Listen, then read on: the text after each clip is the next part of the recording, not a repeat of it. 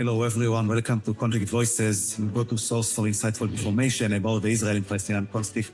I'm your host, Asaf. Today, I'm very, very excited to have here with us Amir Avivi, who wrote the book, We Shall Not Return. Hi, Amir. How are you? Fine. Thank you very much. Amazing. Today, we try to get to know Amir and his very interesting journey. Afterwards, we'll touch the current situation in Lebanon, the current situation in Gaza, and in the West Bank as well. We'll try to understand what should Israel do with all of those fronts. Can you start maybe and introduce yourself? Yeah, my name is Amir Avivi. I'm a brigadier general retired from the IDSF. I retired in 2017. 4 years after my retirement, I founded IDSF, Israel's Defense and Security Forum, known in Hebrew as a Bitchonistim. It's a grassroots movement and a think tank that promotes Israel's national security, looking ahead for generations to come. And we are really today at the center of the public discussion about the war. We are really the professional voice of reason that is trying to really keep Israel united and focused on victory on all fronts. I would like myself to get to know you a little bit in your journey. Can you tell us a little bit about your journey from childhood and the main milestone in your life? So I was born in Jerusalem. I come from a family that has been living in Jerusalem 15 generations. My family was expelled from Spain, went through Thessaloniki, and arrived to Jerusalem in the beginning of the 17th century.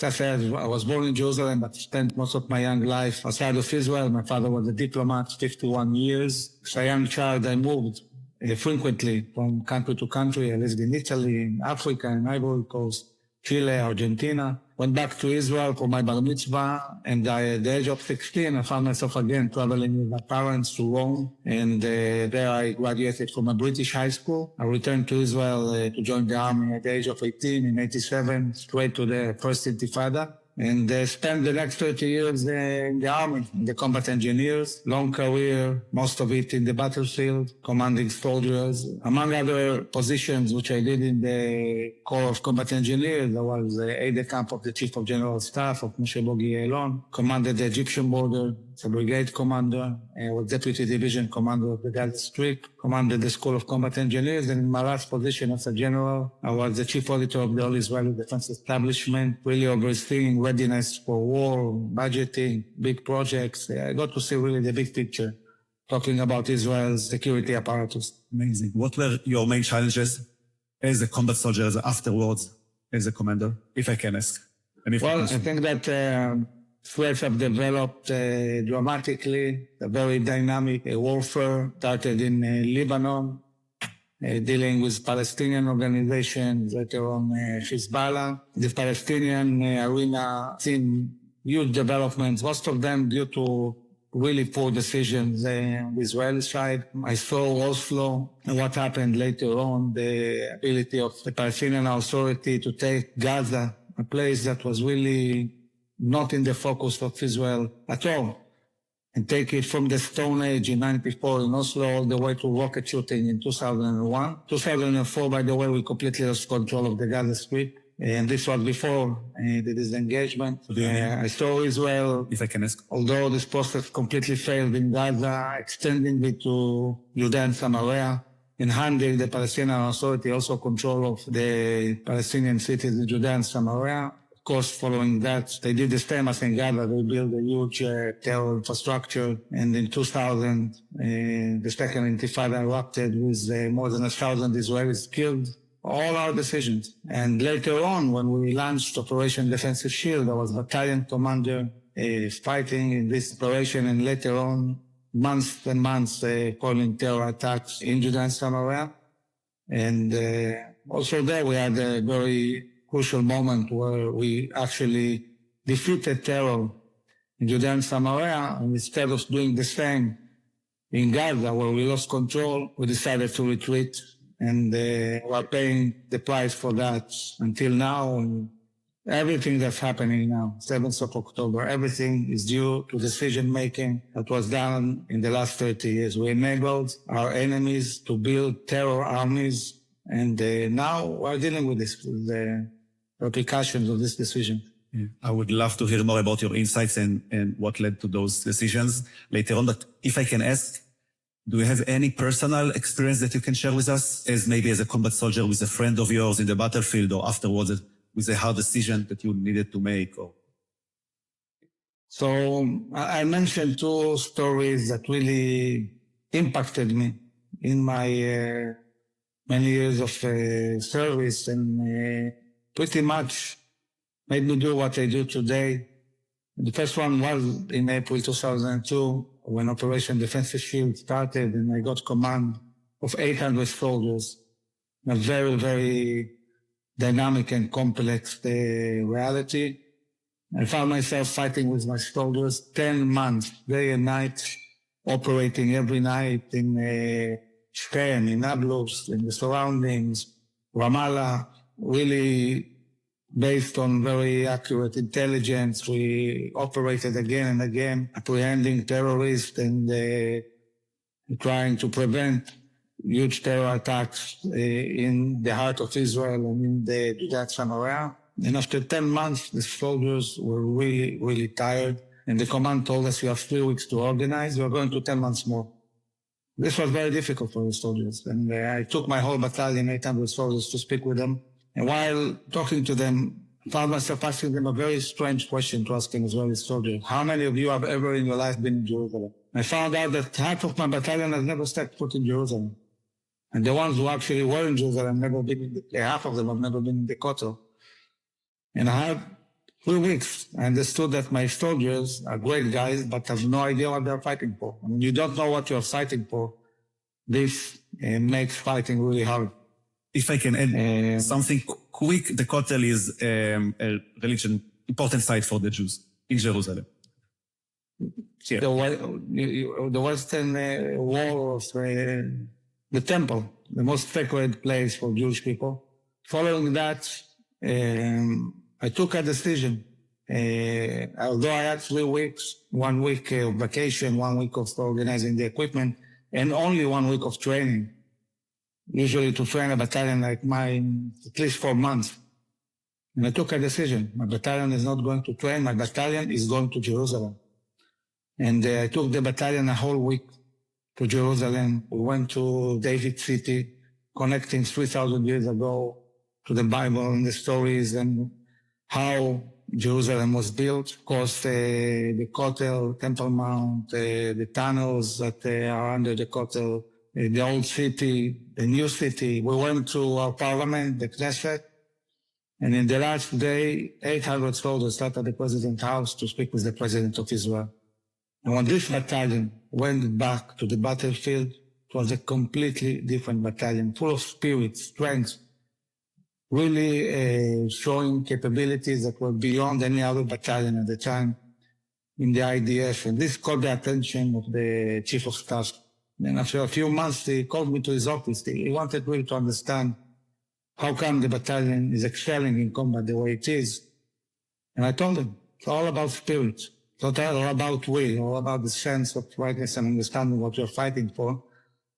And following this meeting, he appointed me to be his aide-de-camp in the office of the chief of staff. I found myself after 2 years as a battalion commander moving to the Kiryat, to our headquarters, the military headquarters, under the chief of staff, coordinating all the operations of the IDF and in coordination with the Shin Bet and the Mossad, all the intelligence the chief of staff gets from all different sources, and also international relations. I'm talking about international relations and connection with my childhood. I went with the chief of staff to Washington, to other places, but one of the funny things that happened to me was that I went with the chief of staff to a formal visit in Turkey, in the Turkish army. And we arrived to Turkey, and according to protocol, in the evening, we had a formal dinner at the ambassador's house. So I found myself sitting in a formal dinner at my parents' house, because my father was Israel ambassador in Turkey, having a formal dinner with the chief of staff. And at the end of the evening, we had a small ceremony. I gave my father a token from the army. And the next day, we go to see the president of Turkey. We go in, my father, Amir Avivi, me, Amir Avivi, and the military attaché was called Aviv Marcel. He deceased long ago, and the chief of staff, Brig. So we go in, the president looks at the list, look at my father and says, what are you, a tribe? What are all these Avivis around the table? So very interesting period of time, but at that time, looking at what was going strategically, basically we were 2 years after Operation Defensive Shield, and things in Judea and Samaria and the West Bank were stabilizing. While Gaza was completely out of control, explosive tunnels, anti-tank missiles, rockets, mortars, endless attacks. I'm talking about 2004. And this is 10 years after Oslo, complete loss of control. We operated with whole brigades, with tanks, with APCs, bulldozers and so on. And 10 years later, before that, we were driving with a private car in the center of Gaza. Israelis used to shop there. They used to go to the beach in Gaza. So this was the consequence, what happened under the Palestinian Authority in Oslo. If I can. And in this really problematic reality, one day the chief of staff and I sit in the office, secretary comes in and says, open the TV. We open the TV and we see Prime Minister Sharon announcing out of the blue, I am pulling out of Gaza, what we know as a disengagement. And this caught us by complete surprise. There were no discussions. There was no talking with the defense establishment, not the army, not the Shin Bet. And following that, there was a cabinet meeting which I participated. And there, Prime Minister said, I'm pulling out of Gaza. What's your assessment? And Chief of Staff said to him very clearly, if you do that, in 1 year, Gaza will become Hamastan, El-Qadastan, and Hezbollah. And this is exactly what happened. It took 1 year. And although the message of the defense establishment was clear, this is going to be chaos, the government still took the decision and also portrayed it as if it's going to be kind of peace, although we knew it's going to be Hamastan. And I got really worried seeing how easy it is to sell to the Israeli public terrible ideas and just package it as if it's going to be some kind of Singapore, not Hamastan. And I understood that if we won't have a very dominant organization that will really dominate the public discussion talking about what is needed for Israel to be secure, looking for generations to come, any moment this kind of decision-making might be taken and the consequences will be terrible. And we are seeing it now. When we have to fight 35,000 Nukhbas in Gaza in such a complex environment. So really, summarizing this, two things impacted me. The decline in Zionist ethos in connection to our history, heritage, understanding that without values and without spirit, there is no tank or airplane that can help. And they need to really reinvigorate these values. The other thing was really the decision-making and the fact that Israel has no red lines and no clear vision about what is needed for Israel and the Jewish people to be secure and prosper.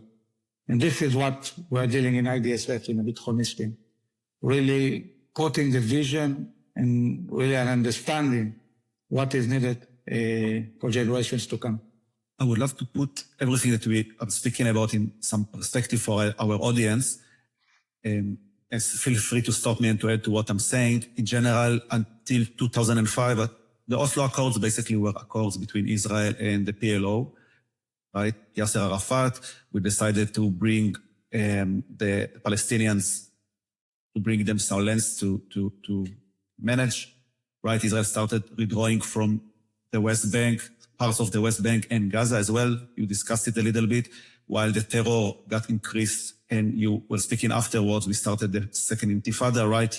We spoke about you and your platoon getting in the West Bank to deal with the intifada. Basically, during the intifada, we had daily attempts to do terror attacks in Israel with hundreds of casualties, soldiers, civilians, and children and women, and so on. And another addition to what you said was that we were speaking about Hamastan. Hamastan, it's a terror group, obviously, in Gaza, and the Nukhbas, those are the platoons or the combat soldiers of Hamas.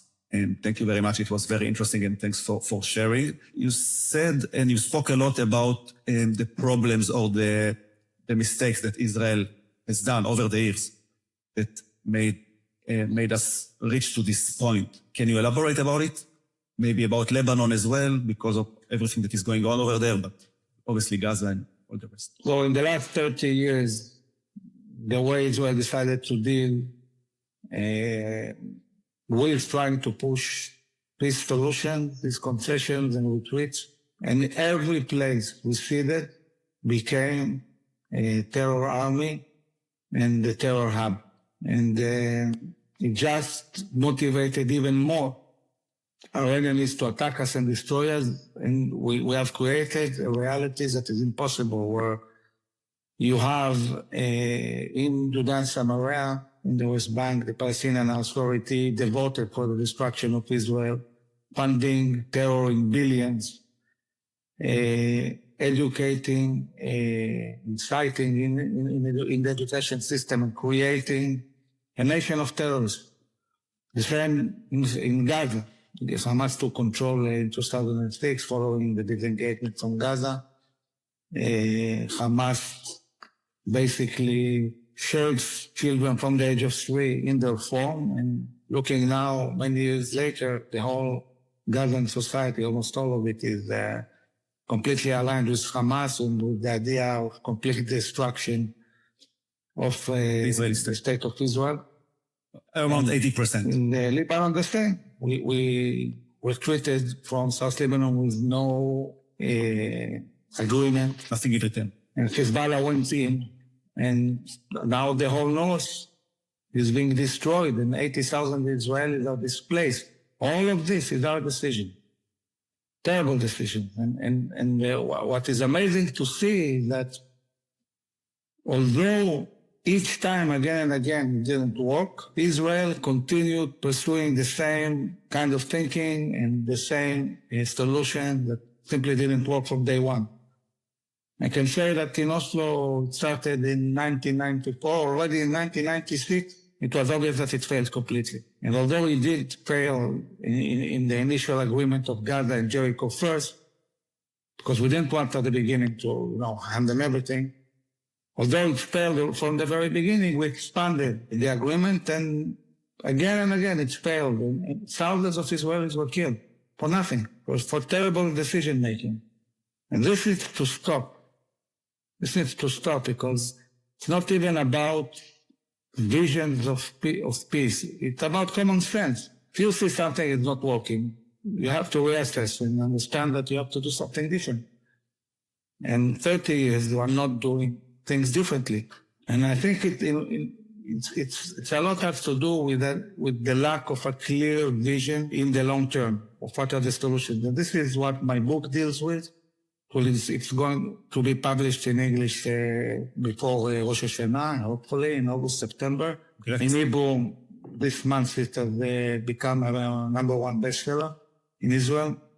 So it shows that Israelis really want to understand in depth what is the formula, what is the vision, what will ensure their future as a secure and prosperous future. And the book doesn't deal only with internal Israeli issues. It really looks at the whole Jewish world, talking about antisemitism, about delegitimation, about how to really strengthen the Jewish people everywhere to deal with the big challenges we're seeing globally, not just in Israel. Yeah, and by the way, I started reading it, and I'm going to keep on reading it as well after the interview. It's very, very interesting and insightful book. I recommend to all of our audience to purchase this for sure. By the way, did I translate it correctly? The name of the book? Or what would be the... In Hebrew, it's called Lo Nashu B'Achor, meaning we cannot retreat, we cannot go back. Israel, the Jewish people have been expelled from the land 4 times. 4 times. It's unbelievable. The Assyrians conquered the northern part of Israel in the center, and they expelled the 10 tribes. And then came the Babylonians and destroyed our temple, and expelled the Jews to Babylonia, to the area of Iraq, Iran. We managed to come back, and then came the Romans, destroyed the second temple, and scattered the Jews all over the ancient world. by the way, changing the name of Jerusalem to Aelia Capitolina, a name that didn't hold because the Crusaders brought back the name Jerusalem. And Palestine as well. deciding to erase the name of Israel and Judea from the ancient paths and calling it Provincia Palestina. So the story of Palestine is 100% connected to the story of the Jewish people who rebelled against the Romans and has zero connection to Arabs or Muslims. Islam didn't exist back then. Arabs were still in the Arab Peninsula. And today, we're seeing a battle between a completely false narrative pushed by the Arabs and the real story of the Jewish people who have been stubborn in the land more than 1,000 years, that who have been expelled forcefully from their land, who have prayed for many years to go back. And Zionism is all about being proactive and coming back to our land and building back our homeland in our ancestral land, the land of Israel. And I think that many Jews and Israelis don't know the story. And we need to educate, and we need to get them proud again of who they are. I always say that when you have a battle of narratives, of stories, in every story, you have a hero and you have a villain. We cannot be the villains in our own story. We are the heroes of our own story. And we need to go back to be the heroes of our own story. And this is something I discuss a lot in the book. Fighting the antisemitism and even fighting all this propaganda of the Palestinians is first and foremost about focusing on us, the Jews, on really focusing on our education, on our building of ethos in our story, because you cannot counter another narrative, even if it's false, if you are not really, if you don't know really your story, you are not connected to it. So I always say, and this is very important to understand, and maybe the most important thing I'll say today, you don't need to give up your identity to solve problems. You don't mix values with problem solving. We need to be 100% connected to our story as Jews and as Zionists. We are the people of Israel. This is the land of Israel. It's ours. That's it. Point. There's no discussion about that. Now, having said that, when you look at the reality on the ground, you have to bridge between two really basic needs. One is to secure Israel for generations to come. And we need to set the parameters, what is needed. And I deal a lot with my organization, with IDSF, answering this question.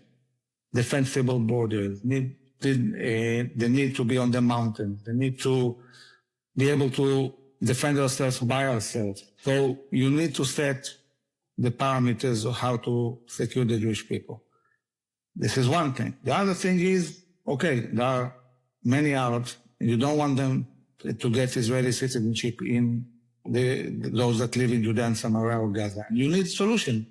And in the book, I write about 4 different solutions to the Israeli-Palestinian conflict. These solutions are all adhere to international law, they're all possible, and none of them undermine Israel's existence.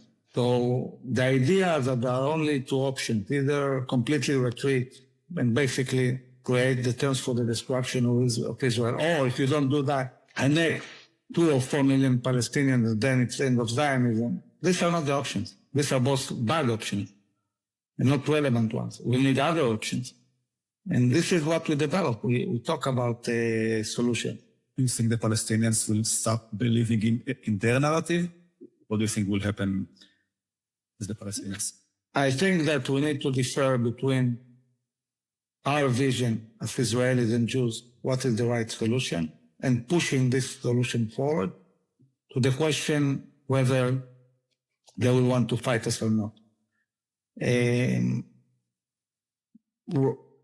Figuring out, let's say, a kind of a 2-state solution doesn't mean there will be no wars. I mean, Russia is a state and Ukraine is a state, and they're killing each other for 2 years now.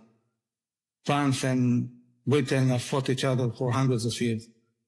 And it's 2 different questions. Now, to set a vision is crucial for us. We, the Jewish people, we need to unite behind a clear vision. And even if they don't agree, there are many things we can do to promote our vision. For example, to apply our law in the Jordan Valley and in vast areas in Judea and Samaria, to bring millions of Jews, to live there, to build railroads, to build the highways and move all the trucks to the east.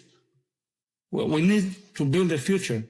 And I believe that if we push forward our vision, we'll also find partners on the other side, because I think that many Palestinians are fed up with the corruption and the terrorism of the Palestinian Authority. They're fed up of Hamas that is destroying their lives.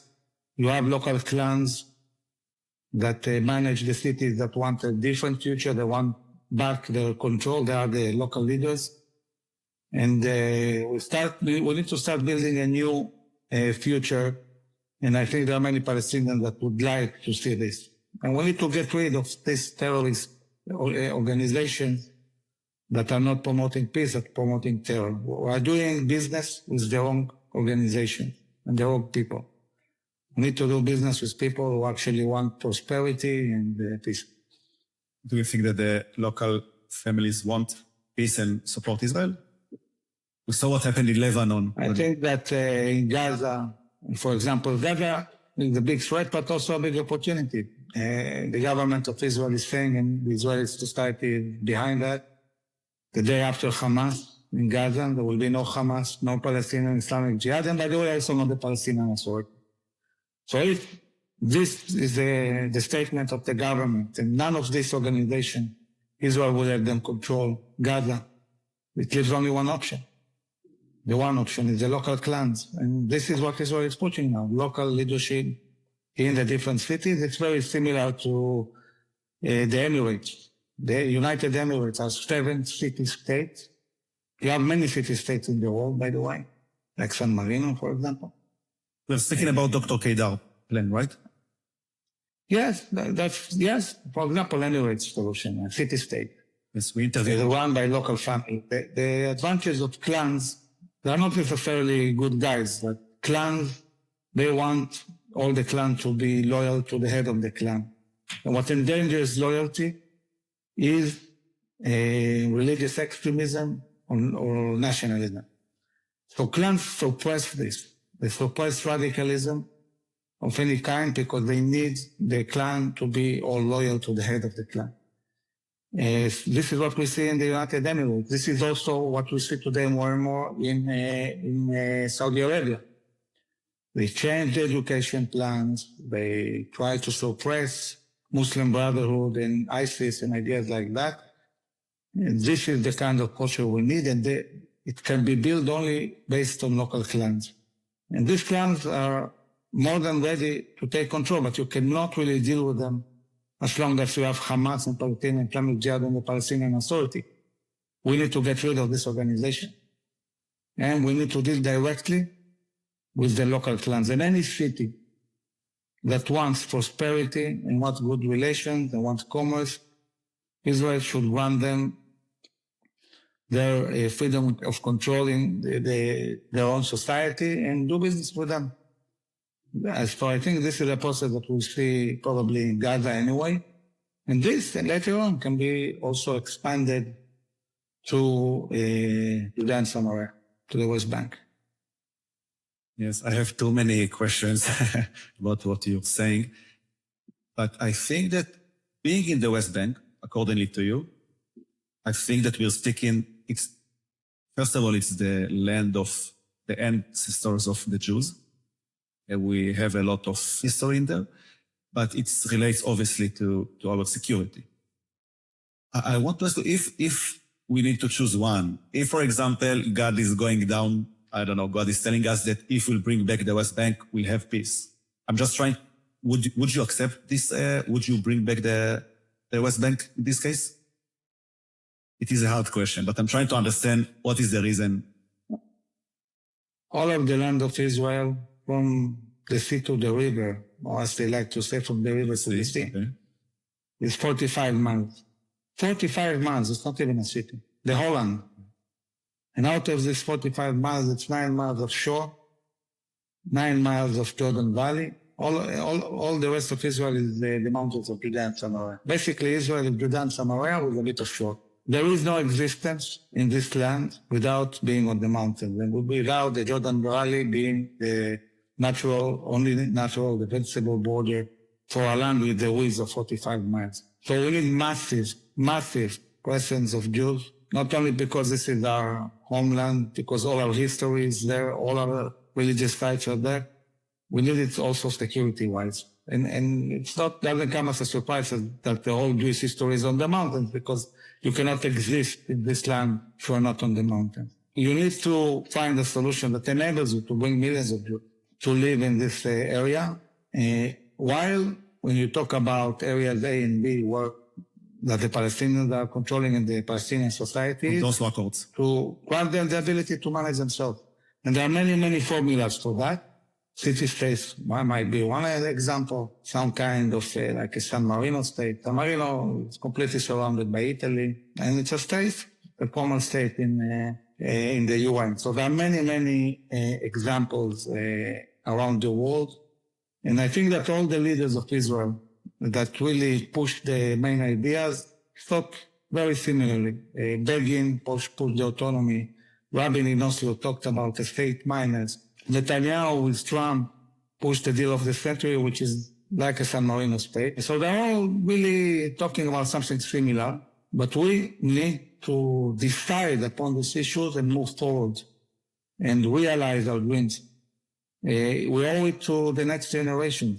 We owe it to really ensuring the security. I think that my parents and maybe my generation did huge mistakes. And I wanted to ask you how come individual... And our kids that are fighting now in Gaza and possibly in Lebanon, they're paying the price for these terrible mistakes we did. We cannot do that again. The minimum we owe the next generations is really do the right things to secure the state of Israel and the Jewish people looking for generations to come.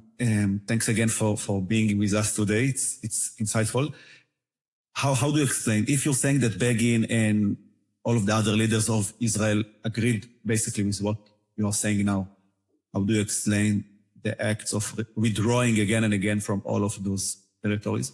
So unfortunately, I think that Israel ceded to international pressure again and again.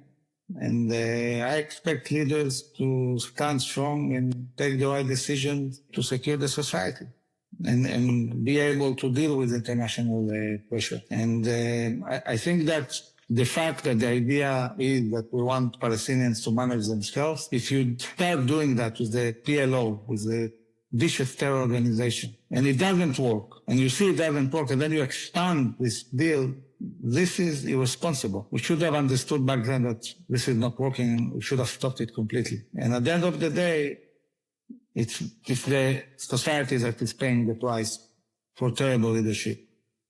And I see today all over Israel, people are fed up with all of the leadership, all of it. Politically, army, Shin Bet, this country needs a reset. Needs new leadership that really will ensure that the Jewish people will be safe in their homeland. First of all, let me add about what you just said about the PLO. Basically, we're speaking about the fact that Israel withdraw from places, as we said, and while doing it, the Palestinians or the PLO or Fatah started basically attacking Israel pretty much immediately after or even while doing it. Right? That's what you just discussed. Imagine.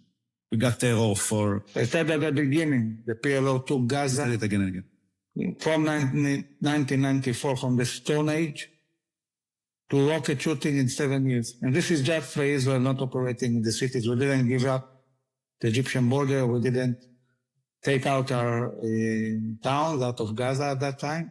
We simply handed them the cities, and it was enough to build a huge terror infrastructure at the beginning in Gaza and later on in the cities in Judea and Samaria and the West Bank. So it failed basically from the very beginning.